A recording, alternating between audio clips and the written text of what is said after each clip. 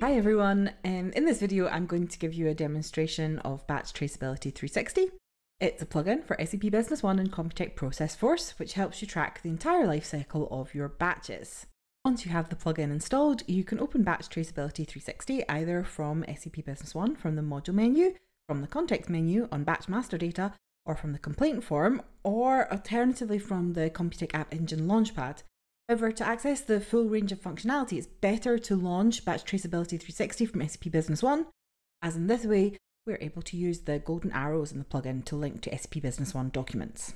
So when you launch Batch Traceability 360, you'll get a screen that looks more or less like this.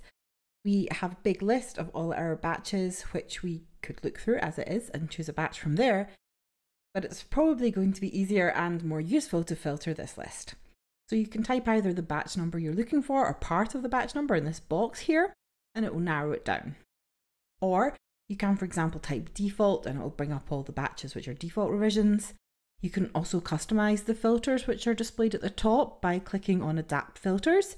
And if you select the check boxes, you can choose any of these filtering fields to appear. And that will allow you to use multiple filter criteria to find those batches that you need to know more about.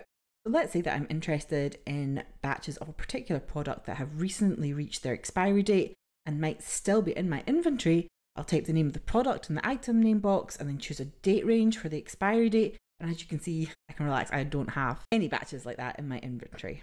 So after we found the batch we want, there are three main areas of Batch Traceability 360: the overview, trace, and action.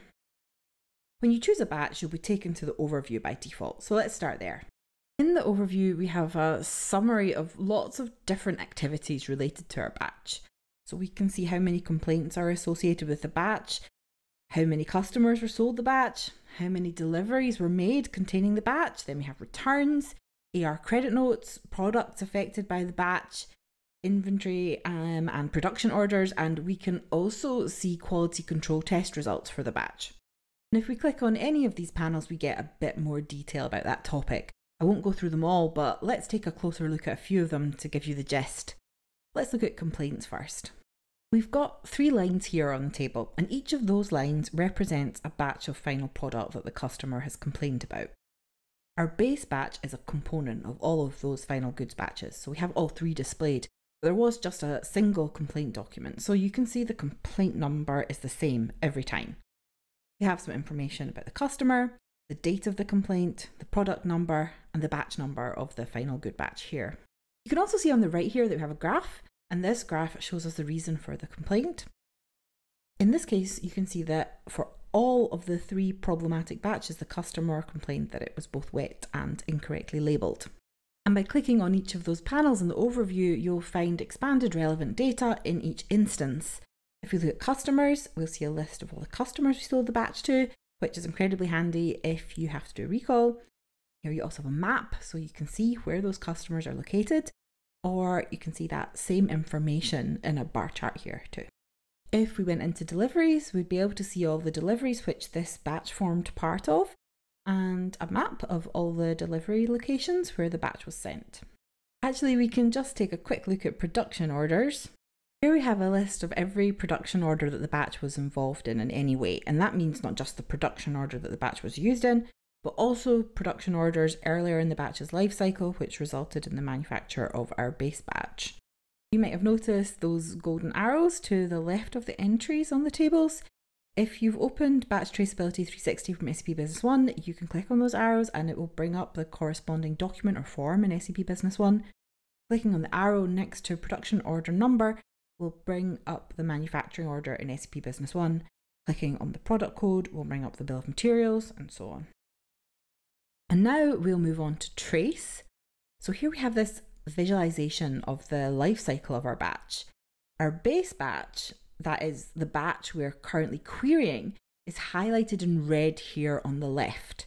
And the blue boxes represent things that we've manufactured. So all of the semi-final and then final goods that the batch was used in. So our base batch here is actually a raw material which we've bought in. And if it were not our base batch, it would be orange because that's the color code that represents purchased inventory. In active inventory, it's represented in grey. On the right of the screen, you can see a key. This will help you navigate this a bit. If you press Shift and then use the left mouse button to click, that will change the base batch to the one that you click on. Let's just try that now. So now the visualization is centered around this new batch here, and you can see we now have our purchase goods in orange and manufactured goods are in blue. Now let's just say we want to look at the batches related to any other batch on this screen.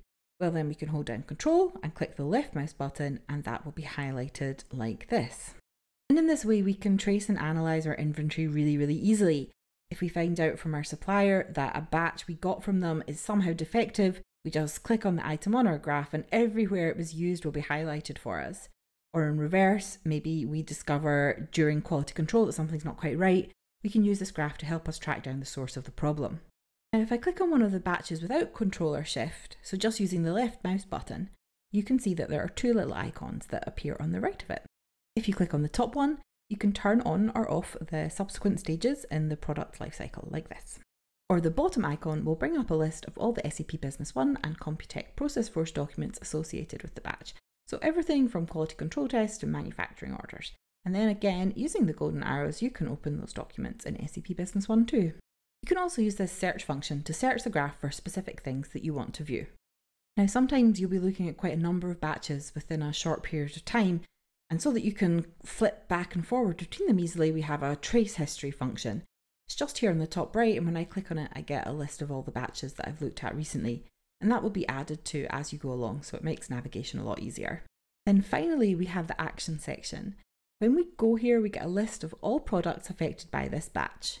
We can select some of them or all of them, and then click on Change Status, which will bring up a dialog, which allows us to change batch status of those selected batches. And that will be updated in your SAP Business One database too. So if you do have a defect or flaw or contamination in a batch, you don't want anything from that batch to be used in production and sent out to your customers, you can just change the status from here in a couple of seconds and it's done.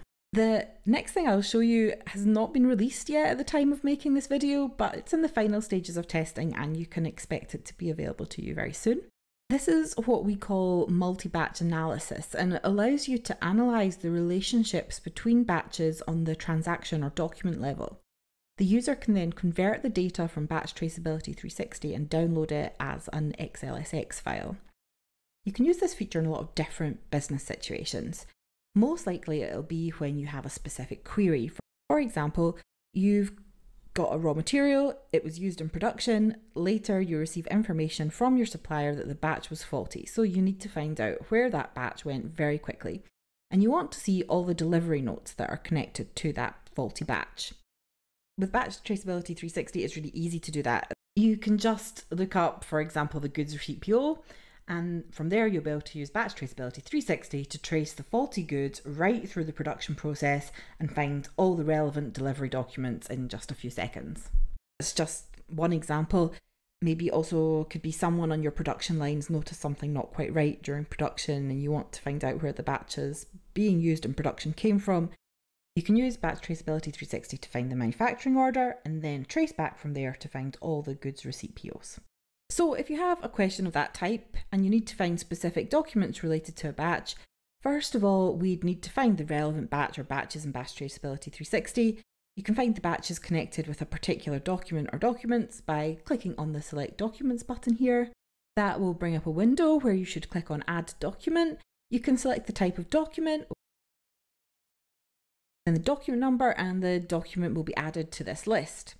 If you want to add another document, just repeat this procedure until you have all your documents listed here. When you're finished, you click on OK, and the batches related to the documents you selected will appear on this list.